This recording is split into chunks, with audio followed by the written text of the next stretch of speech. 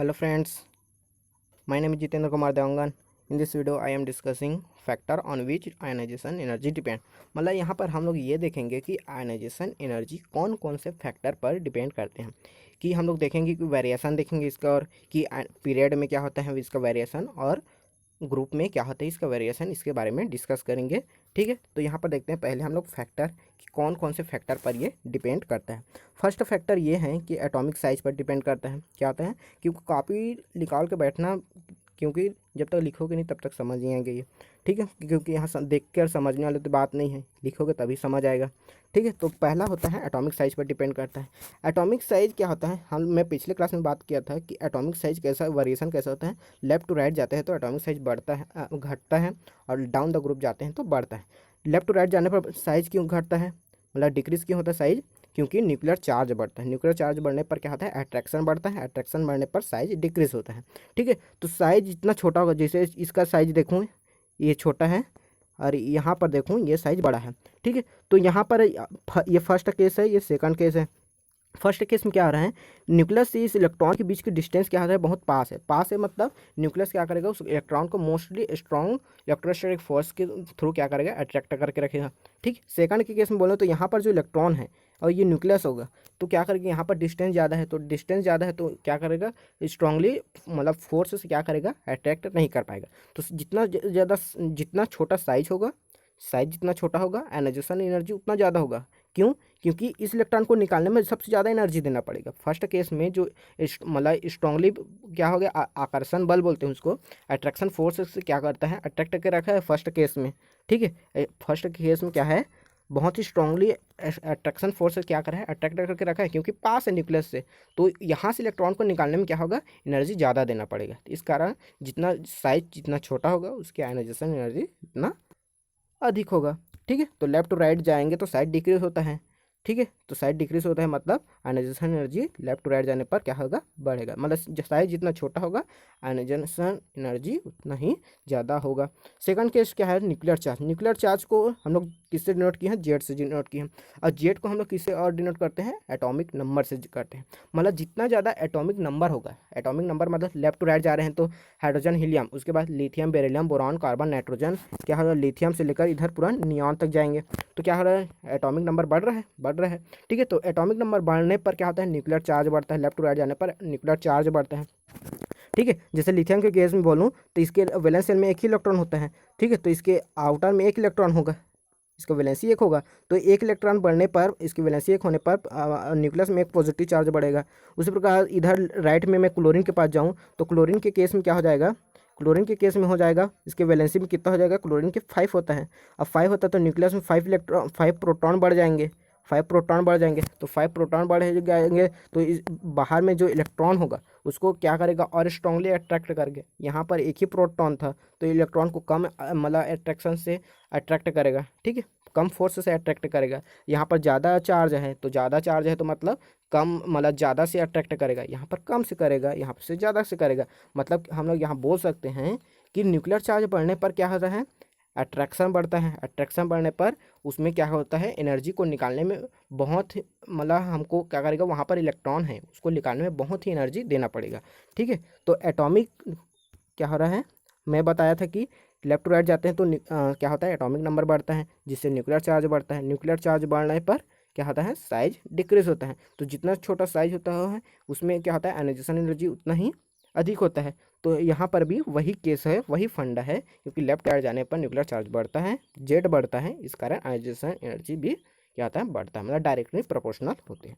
ठीक, तीसरा होता है इलेक्ट्रॉनिक कॉन्फ़िगरेशन की बात करें। इलेक्ट्रॉनिक कॉन्फ़िगरेशन पर भी डिपेंड करता है ये कौन, आयनाइजेशन एनर्जी।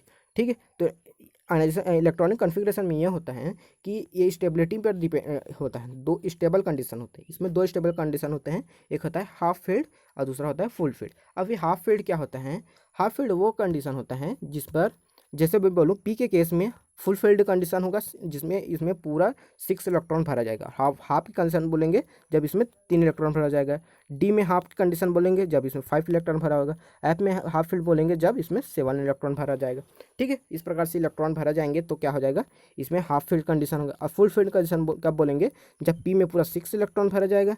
ठीक है। पी में पूरा 6 इलेक्ट्रॉन भरा जाएगा, डी में पूरा 10 और एफ में पूरा 14 इलेक्ट्रॉन भरा जाएगा, तब इसको फुलफिलिंग कंडीशन। ये दोनों कंडीशन क्या बोलते हैं? स्टेबिलिटी कंडीशन बोलते हैं। इन दोनों को क्या बोलते हैं? स्टेबल कंडीशन बोलते हैं। ठीक है।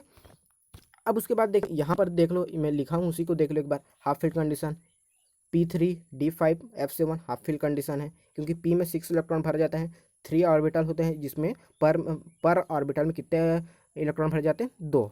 ठीक है। जैसे P में ये 3 ऑर्बिटल हुआ, तो इसमें 1 इलेक्ट्रॉन, इसमें 2 इलेक्ट्रॉन, इसमें 3 4 5 6, तो इस प्रकार से भरे जाते हैं SPDF में। और फुल फील्ड के केस में 6 10 14। ठीक है। तो इस प्रकार से ये हुआ।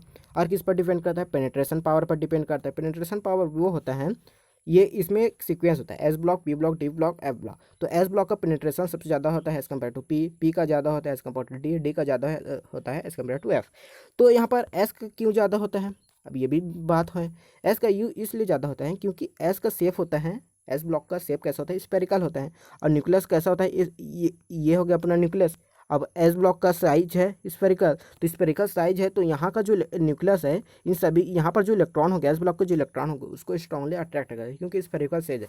मतलब साइज इसका शेप बोले जाए, साइज इसका बोले जाए, तो एक मतलब अच्छा है, इस कारण ना इसको स्ट्रांगली अट्रैक्ट कर सकता है, जिसके कारण ये क्या करता है? स्ट्रांगली वहाँ से इलेक्ट्रॉन को मतलब एस ब्लॉक में क्या होगा? इसके पेनिट्रेशन पावर ज़्यादा क्यों होगा? क्योंकि इसका शेप क्या होता है? स्फेरिकल होता है, स्फेरिकल होता है, जिसके कारण वहाँ से इलेक्ट्रॉन को आसानी से अट्रैक्ट करके रख सकते हैं। और पी ब्लॉक में बोलोगे तो इसका शेप होता है डम्बल शेप होता है, तो इसमें इलेक्ट्रॉन का वेरिएशन ज़्यादा होता है, तो इसको यहाँ का जो पी ब्लॉक के इलेक्ट्रॉन को स्ट्रांगली अट्रैक्ट नहीं कर पाता न्यूक्लियस। और डी का तो डबल डम्बल होता है और ज़्यादा वेरिएशन होता है। और एफ का तो पूछो ही मत, ऐसा होता है, एफ का शेप भी बहुत ही वेरिएशन होता है इसमें, तो क्या करता है? अट्रैक्शन नहीं कर पाता। तो पेनिट्रेशन पावर भी इस पर, पेनिट्रेशन पावर पर भी डिपेंड करता है आयनाइजेशन एनर्जी। ठीक है। अब देखते हैं क्या होता है, वेरिएशन देखते हैं। वेरिएशन क्या किस में देखेंगे? आयनाइजेशन एनर्जी को देखेंगे कि वेरिएशन पीरियड में और किस में? ग्रुप में। पीरियड मतलब आवर्त लेफ्ट टू राइट वाला होता है पोर्शन, उसको क्या बोलते हैं? पीरियड बोलते हैं।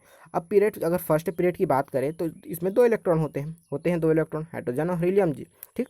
तो हाइड्रोजन में 1s1 एक ही इलेक्ट्रॉन भरा होता है, हीलियम में 2 इलेक्ट्रॉन भरा होता है। अब यहाँ पर देखो, हीलियम के केस में देखो, इसमें पूरा 2 इलेक्ट्रॉन पूरा फिल में, एस ब्लॉक में 2 इलेक्ट्रॉन भरा जाता है 2 इलेक्ट्रॉन बस, तो इसमें पूरा फुल फील्ड है।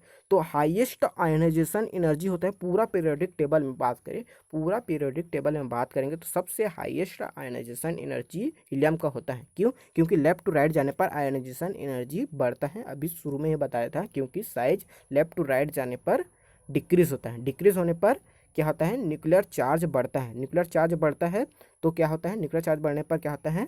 आयनाइजेशन एनर्जी बढ़ता है। तो लेफ्ट टू राइट जाने पर लेफ्ट में क्या है? हाइड्रोजन है, इधर हीलियम है, सबसे राइट में क्या है? हीलियम है। और डाउन द ग्रुप जाने पर आयनाइजेशन एनर्जी डिक्रीज होता है, तो आयनाइजेशन एनर्जी इधर डाउन द ग्रुप जाने पर डिक्रीज होता है, तो इधर कोने में, राइट के कोने में क्या है? हीलियम है। तो हीलियम की सबसे हाईएस्ट आयनाइजेशन एनर्जी होता है इन द पूरा पीरियोडिक टेबल में। ठीक, इसको याद रखना। ठीक है। तो लेफ्ट टू राइट जाने पर न्यूक्लियर चार्ज बढ़ता है, ठीक है, इंक्रीज होता है, जिसके कारण आयनाइजेशन एनर्जी भी इंक्रीज होता है। ठीक, ये हुआ। अब पीरियड सेकंड की बात करें, पीरियड सेकंड में कौन कौन सा है? Lithium, beryllium, boron, carbon, nitrogen, oxygen, fluorine, nitrogen, और इतना होता है। ठीक है, ये इतना होता है। नियॉन भी होता है। ठीक है, क्या होता है? नियॉन भी होता है। तो इसमें क्या होता है? Lithium, beryllium, boron, carbon, nitrogen, oxygen, fluorine, neon, ये हुआ। तो इसका एस्पेक्टेड क्या होगा? हम लोग एस्पेक्ट क्या करते हैं कि लेफ्ट टू राइट जाने पर तो साइज डिक्रीज होता है, साइज डिक्रीज मतलब आयनाइजेशन एनर्जी इंक्रीज, क्योंकि हम लोग मैं बताया हूँ कि इनडायरेक्ट मतलब डायरेक्टली प्रोपोर्शनल नहीं होता है। Ionization energy indirectly proportional to size, size जितना छोटा होगा आयनाइजेशन उतना ज़्यादा होगा, क्योंकि हम लोग जानते हैं कि लेफ्ट टू राइट जाने पर साइज डिक्रीज होता है। अब तो हमारा एक्सपेक्टेड क्या था कि ऐसा लेफ्ट टू राइट जाने पर साइज क्या होगा, मतलब आयनाइजेशन एनर्जी, साइज तो डिक्रीज होगा, आयनाइजेशन एनर्जी क्या होगा? लेफ्ट टू राइट जाने पर बढ़ेगा, ये हम लोग जानते हैं। पर इसमें कुछ वेरिएशन आ जाता है। अब वेरिएशन क्या है? इधर देखो, वेरिएशन ये चीज़ है कि यहाँ पर है लिथियम है, बेरिलियम है, boron, nitrogen, carbon, oxygen, fluorine, neon है, ऐसा होता है। ठीक है, तो बेरिलियम के केस में ये हो जाता है, एक्सचेंज हो जाता है। कैसे एक्सचेंज होता है? बेरिलियम में होता है पूरा ऑक्टेट कंप्लीट हो, देखो यहाँ पर 2s2 है, हम लोग यहाँ पर एस की नहीं देखेंगे, हम लोग देखेंगे हाफ फील्ड और फुल फील्ड को देखते हैं। तो मैं पी का बताया था, डी का बताया था, एफ का बताया था, ठीक है। तो यहाँ पर नाइट्रोजन है और यहाँ पर है बेरिलियम है। तो देखो यहाँ पर बोरॉन में कितना होता है, हाइड्रोजन होता है, helium, lithium, beryllium, boron. Boron का होता है 5 होता है। देखो बेरिलियम का पहले लेते हैं, बोरिलियम का होता है 4 होता है। इलेक्ट्रॉनिक कॉन्फ़िगरेशन 1:2:2, इसका ऑक्टेट पूरा फील्ड है, मतलब स्टेबल कंडीशन में है। अब बोरॉन का क्रम में 5 होता है, बोरॉन का 5 होता है, तो 1:2, 2:2 और 2p1। अब एक इलेक्ट्रॉन है यहाँ पर, अब ये इसका ना स्टेबल है ना सिंपल है वैसे। अब इन दोनों में देखें, बेरिलियम और बोरॉन में देखें, बेरिलियम और बोरॉन में देखिए, इसमें होता है 2s2 बेरिलियम में, और बोरॉन में होता है 2p1। अब इन दोनों कंडीशन में किसको हम कम मतलब ज़्यादा एनर्जी देना पड़ेगा यहाँ से इलेक्ट्रॉन निकालने के लिए? तो यहाँ पर स्टेबल कंडीशन है, तो बेरिलियम से 2 इलेक्ट्रॉन है, क्योंकि और फुल फील्ड है पूरा, तो यहाँ से इलेक्ट्रॉन को निकालने में हमें ज़्यादा एनर्जी देना पड़ेगा। मतलब 2s, मतलब बेरिलियम की आयनाइजेशन एनर्जी ज़्यादा होगी एज़ कम्पेयर टू बोरॉन। तो यहाँ पर एक सीक्वेंस चेंज हो जाता है। कैसे चेंज हो जाता है? चेंज कैसे हो जाता है? लिथियम के बाद बेरिलियम ना आकर क्या हो जाता है, बोरॉन पहले जाते हैं, बेरिलियम शिफ्ट हो जाता है, इधर शिफ्ट हो जाता है। उसी टाइप का नाइट्रोजन के पास होता है ऑक्सीजन के, क्योंकि नाइट्रोजन में होता है 2p3 हो जाता है, इलेक्ट्रॉनिक कॉन्फ़िगरेशन निकालेंगे तो 2p3 होता है, और ऑक्सीजन के केस में निकालें तो 2p4 होता है। अब मोस्ट स्टेबल कंडीशन कौन सा है? नाइट्रोजन के केस में, क्योंकि यहाँ पर हाफ फील्ड है, हाफ फील्ड मतलब स्टेबल कंडीशन में, तो यहाँ से नाइट्रोजन से इलेक्ट्रॉन को निकालने में ज़्यादा एनर्जी देना पड़ेगा, ठीक है, एज कम्पेयर टू ऑक्सीजन। तो ऑक्सीजन में कम एनर्जी देंगे तो इलेक्ट्रॉन निकल जाएगा, पर नाइट्रोजन से नहीं निकल सकता। इस कारण क्या हो जाता है, इस सीक्वेंस चेंज हो जाता है। क्या चेंज हो जाता है? यहाँ पर यहाँ पर देखो ऑक्सीजन पहले आ गया, नाइट्रोजन बाद में आ गया, ठीक है। यहाँ पर बेरिलियम बाद में आया, कार्बन बोरॉन पहले आ गया। पहले क्या था, पहले सीक्वेंस क्या था? बेरिलियम पहले था, बोरॉन बाद में था। देखो यहाँ पर लिथियम के बाद बेरिलियम था, उसके बाद बोरॉन आया था, नाइट्रोजन के बाद ऑक्सीजन था। पर चेंज कैसे हो गया? देखो चेंज कैसे हुआ, यहाँ पर बेरिलियम बाद में आ गया, 3rd नंबर में आ गया, और नाइट्रोजन ऑक्सीजन के बाद आ गया। क्यों आ गया? इस कारण हाफ फील्ड और फुल फील्ड इलेक्ट्रॉनिक कॉन्फ़िगरेशन के कारण, ठीक है। अलॉन्ग पीरियड समझ आ गया, मतलब पीरियड में हम सेकंड पीरियड की बात करें, इसी प्रकार थर्ड पीरियड की भी जाएंगे वैसा ही होगा। थर्ड पीरियड में सेम कंडीशन होगा, आप लोग करके देख सकते हैं, ठीक है। फोर्थ पीरियड में भी जाएंगे ऐसा होगा, फिफ्थ में भी वैसे टाइप, ठीक है। अब ग्रुप की बात करेंगे, तो ग्रुप में देखते हैं, तो फर्स्ट ग्रुप है और सेकंड ग्रुप। फर्स्ट ग्रुप में क्या होता है, हम लोग जानते हैं लेफ्ट टू राइट जाने पर आयनाइजेशन एनर्जी क्या हो रहा है, इंक्रीज हो रहा है, मैं बताए हैं, क्योंकि एटॉमिक साइज डिक्रीज होता है। अब left to down the group जाने पर साइज बढ़ता है, जिसके कारण आयनाइजेशन एनर्जी डिक्रीज होता है। तो सबसे कम मतलब लिस्ट सबसे कम आयनाइजेशन एनर्जी किसका होगा? CS का होगा, सीजियम का होगा, क्योंकि डाउन द ग्रुप जाने पर सबसे लास्ट में कौन बनता है, बचता है? CS बचता है। तो CS का आयनाइजेशन सबसे कम होता है और सबसे ज़्यादा हीलियम का होता है, ठीक है, आयनाइजेशन एनर्जी। अब ये हुआ फर्स्ट ग्रुप। सेकंड ग्रुप तो सिंपल वेरिएस सिंपल है, डाउन द ग्रुप जाने पर आयनाइजेशन एनर्जी डिक्रीज होता है क्योंकि साइज बढ़ता है। सेकंड ग्रुप में भी वही होता है, साइज नीचे जाने पर बढ़ता है जिसके कारण आयनाइजेशन एनर्जी डिक्रीज होता है। ये हुआ। अब देखते हैं 13 ग्रुप में। 13 ग्रुप में क्या होता है, ये बहुत इंपॉर्टेंट है, क्योंकि इससे पी ब्लॉक से ही इस टाइप का वेरिएशन का क्वेश्चन ज़्यादा करता है। तो क्या होता है हमारा है, कैसे याद किए थे इसको? बैंगन, आलू, गाजर, इन थैला याद किए थे ये। क्यों? अब नीचे जा रहे पर साइज इंक्रीज हो रहा है साइज इंक्रीज, क्योंकि नंबर ऑफ सेल पर डाउन द ग्रुप जाने पर नंबर ऑफ सेल बढ़ते हैं, ठीक है। नंबर ऑफ सेल बढ़ने पर क्या हो रहा है, साइज इंक्रीज होता है। अब इंक्रीज हो रहा है तो आयनाइजेशन एनर्जी यहाँ पर डिक्रीज हो रहा है, ठीक है, आयनाइजेशन एनर्जी डिक्रीज हो रहा है, ठीक। साइज बढ़ने पर आयनाइजेशन एनर्जी डिक्रीज होता है क्योंकि इनडायरेक्टली प्रोपोर्शनल होते हैं एक दूसरे को, ठीक है। अब यहाँ पर एक्सपेक्टेड क्या है, एक्सपेक्टेड होता है साइज बोरॉन का सबसे ज़्यादा होना चाहिए आयनाइजेशन एनर्जी का, उसके बाद एल्यूमिनियम का, गैलियम का, इंडियम का, देन थैलियम का होना चाहिए, क्योंकि जितना छोटा साइज होगा वहाँ से इलेक्ट्रॉन निकालने में उतना ज़्यादा एनर्जी लगता है ना, ठीक।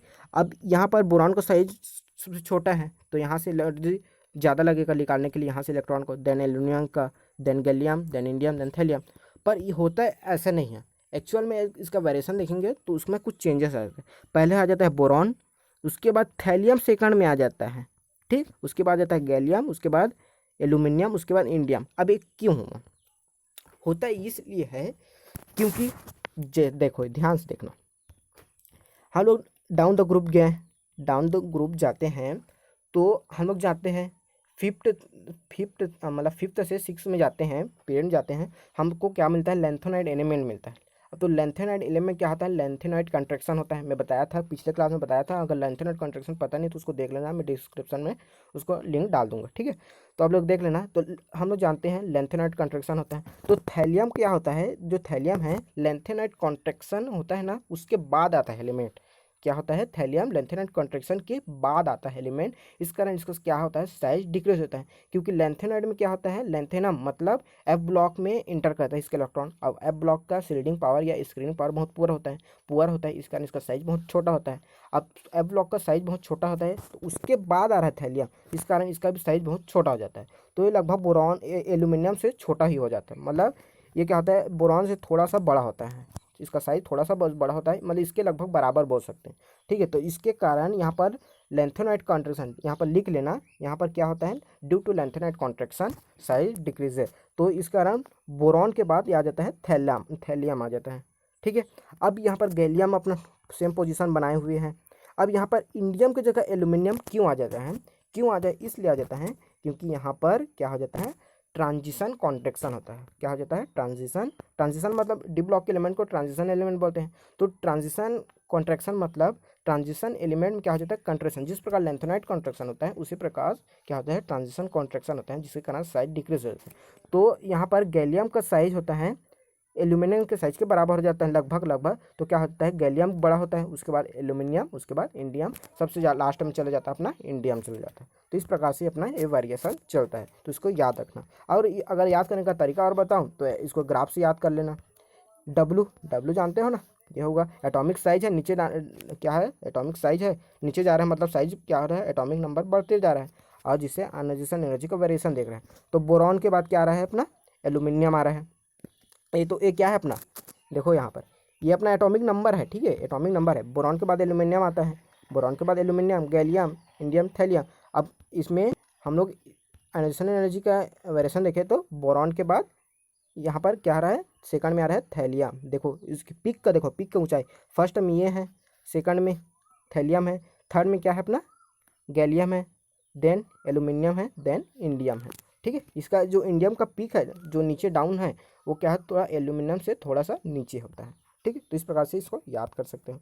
अब ये हो गया 13 ग्रुप का हो गया। अब 14 ग्रुप में उतना कुछ वेरिएशन नहीं होता है, यहाँ पर भी थोड़ा सा यहाँ पर वेरिएशन होता है। क्यों हो जाता है, पी बी पहले चले जाता है एस एन के, क्यों हो जाता है, इसका भी सेम रीज़न, लेंथेनॉइड कॉन्ट्रैक्शन, इसका भी वही रीज़न है, लेंथेनॉइड कॉन्ट्रैक्शन। यहाँ पर ना क्योंकि जो 13 ग्रुप होता है ना, डी ब्लॉक के बहुत पास होता है, इस कारण जो ट्रांजिशन कॉन्ट्रैक्शन होता है 13 ग्रुप पर ना वैलिड हो जाता है, क्योंकि उसका इफेक्ट, ट्रांजिशन जो एलिमेंट का इफेक्ट है थोड़ा थोड़ा डी ब्लॉक पर जो 13 ग्रुप है उसमें पड़ता है, लेकिन 14 ग्रुप होता है थोड़े दूर हो जाते हैं वहाँ से, तो इस कारण उसका इफेक्ट नहीं पड़ता ट्रांजिशन कॉन्ट्रैक्शन। तो यहाँ पर सिर्फ लेंथेनॉइड कॉन्ट्रैक्शन यहाँ पर होता है, लेंथेनॉइड कॉन्ट्रैक्शन, ठीक। तो लेंथेनॉइड कॉन्ट्रैक्शन होने के कारण यहाँ पर क्या होता है, थोड़ा सा वेरिएशन होता है। क्या हो जाता है, पी भी पहले आ जाता है एस एन के, तो बाकी वेरिएशन सेम चलता है, ठीक है। 15 ग्रुप का भी सेम आएगा, यहाँ पर सिर्फ यहीं पर बस चेंजेस होते जाएगा, वहाँ पर भी 15 में 16 में, ठीक है। इसी प्रकार का वेरिएशन होते जाएगा इसमें। ये हुआ अपना, ठीक है। अब उसके बाद देखते हैं, कंपेयर करते हैं आयोनाइजेशन एनर्जी का कंपेयर कैसे करते हैं। अगर हमको कोई दे दिया एलिमेंट दे दिया, तो किसका फर्स्ट आयोनाइजेशन एनर्जी ज़्यादा है, किसका सेकंड आयोनाइजेशन एनर्जी ज़्यादा है, इसको हम लोग को ध्यान देना, ठीक है। तो यहाँ पर देखते हैं, ऑक्सीजन को लिए हैं, यहाँ पर नाइट्रोजन का लिए हूँ मैं, ठीक है। अब यहाँ पर ऑक्सीजन के लिए हुआ है, यहाँ पर नाइट्रोजन के लिए हुआ, नाइट्रोजन के लिए हूँ। अब यहाँ पर है ऑक्सीजन के इलेक्ट्रॉनिक कॉन्फ़िगरेशन 2p4 लास्ट में होता है, नाइट्रोजन का 2p3 होता है। अब दोनों में हमको मोस्ट स्टेबल कंडीशन कौन दिख रहा है, नाइट्रोजन दिख रहा है, क्योंकि नाइट्रोजन के पास है हाफ फिल्ड कंडीशन है, हाफ फिल्ड पी ऑर्बिटल है, यहाँ पर हाफ फील्ड पी ऑर्बिटल नहीं है। अब हाफ फील्ड पी ऑर्बिटल है यहाँ पर नाइट्रोजन में, तो यहाँ से एनर्जी ज़्यादा देना पड़ेगा यहाँ से इलेक्ट्रॉन को निकालने के लिए, ठीक है। तो ना यहाँ से मतलब इलेक्ट्रॉन को निकालने के लिए ज़्यादा एनर्जी देना पड़ेगा, तो यहाँ से एनर्जी दिए तो यहाँ से इलेक्ट्रॉन निकला तो N+ बना लिया, N+ बना गया, N से क्या बना लिया, N+ बना लिया, ठीक है। और उसी प्रकार देखिए ऑक्सीजन के केस में देखें तो यहाँ पर कम एनर्जी दिए तो उसमें O+ बना लिया। तो यहाँ पर हम लोग कंपेयर करेंगे ऑक्सीजन और नाइट्रोजन में फर्स्ट आयोनाइजेशन एनर्जी किसकी ज़्यादा है, किसके ज़्यादा है, तो नाइट्रोजन का सबसे ज़्यादा होगा, लिख लेना इसको, ठीक।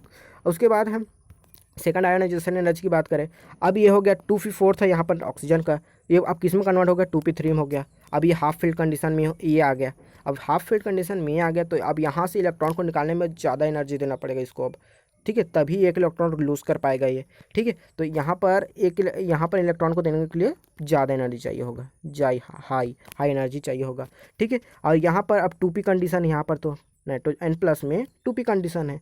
अब 2p कंडीशन है मतलब हाफ फील्ड कंडीशन है ना, फुल फील्ड कंडीशन, यहाँ से थोड़ा सा एनर्जी देंगे इलेक्ट्रॉन को लूज़ कर देगा, ठीक है, तो N2+ बन जाएगा। तो यहाँ पर भी हमारा क्या बनता है कि किसका सेकंड आयनाइजेशन एनर्जी सबसे ज़्यादा होगा, ऑक्सीजन का होगा। किसका होगा, O+ का होगा। क्या होगा, O+ का सेकंड आयनाइजेशन एनर्जी ज़्यादा होगा N+ से, ठीक है। अब फर्स्ट आयनाइजेशन एनर्जी N का ज़्यादा होगा O से, ठीक। अब यहाँ पर इसको लिख लेना, ठीक, किसका ज़्यादा होगा, फर्स्ट आयनाइजेशन एनर्जी नाइट्रोजन का ज़्यादा होगा, सेकंड आयनाइजेशन एनर्जी O+ का होगा, ठीक।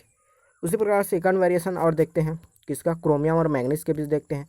अब क्रोमियम और मैंगनीज में देखें इसका इलेक्ट्रॉनिक कॉन्फ़िगरेशन निकालते हैं तो इस प्रकार होता है इसका इलेक्ट्रॉनिक कॉन्फ़िगरेशन, और इसका इस प्रकार होता है कि इसमें ये सब क्रोमियम होता है और कॉपर एक्सेप्शन वाला केस होता है, इसमें D5 में चले जाता है, 4 के बजाय 5 में हो जाता है।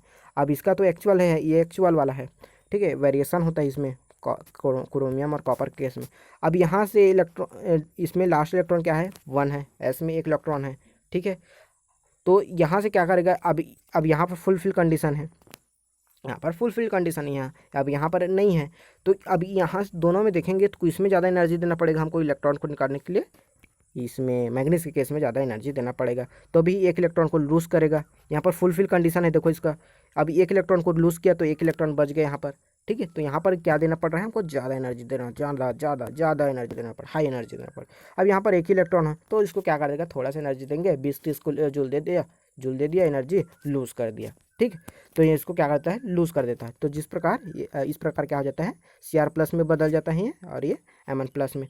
अब ये क्या हुआ, अब उसके बाद इसके, अब ये तो इलेक्ट्रॉन निकल गया यहाँ से, अब D5 बच गया, अब D5 बच गया मतलब हाफ फील्ड कंडीशन बच गया, यहाँ पर D5 हो गया ना, तो हाफ फील्ड कंडीशन हो गया, तो D5 मतलब हाफ फील्ड कंडीशन हो गया। अब यहाँ से इलेक्ट्रॉन निकालने में हमको बहुत ही एनर्जी देना पड़ेगा क्योंकि D ऑर्बिटल है और हाफ फील्ड कंडीशन है, तो यहाँ पर ज़्यादा एनर्जी देना पड़ेगा, मतलब यहाँ के कंडीशन में। यहाँ पर D5 बस बचा है, S तो निकल गया, इसके इलेक्ट्रॉन, एक इलेक्ट्रॉन निकल गया, अब D5 बचा है, तो D5 से अब इस इलेक्ट्रॉन को क्या करना है, निकालना है, तो हमको हाई एनर्जी देना पड़ेगा। अब इसके पास, वो मैग्नीज के पास क्या होता है, एक इलेक्ट्रॉन है, तो इसको हल्का से एनर्जी देंगे, ठीक है, और यहाँ से अपना इलेक्ट्रॉन लूज़ कर देगा, ठीक है।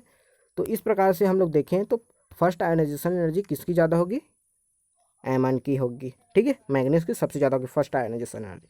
और सेकंड आयनाइजेशन एनर्जी देखें किसकी ज़्यादा होगी, क्रोमियम की होगी, क्योंकि यहाँ पर D5 की कंडीशन, ठीक है। ये हम लोग जान गए अब, क्योंकि इस प्रकार से क्वेश्चन हमेशा पूछा जाता है, तो ध्यान रखना, ये इसको नोट कर लेना, ठीक है। फर्स्ट आयनाइजेशन एनर्जी मैग्नीज की ज़्यादा, सेकंड आयनाइजेशन एनर्जी क्रोमियम की ज़्यादा, ठीक है, ये इस प्रकार। अब देखते हैं, ये है अपना अपना अपना एंडिंग में पहुंच गए हैं, अभी पूरा एंडिंग में पहुंच गए हैं।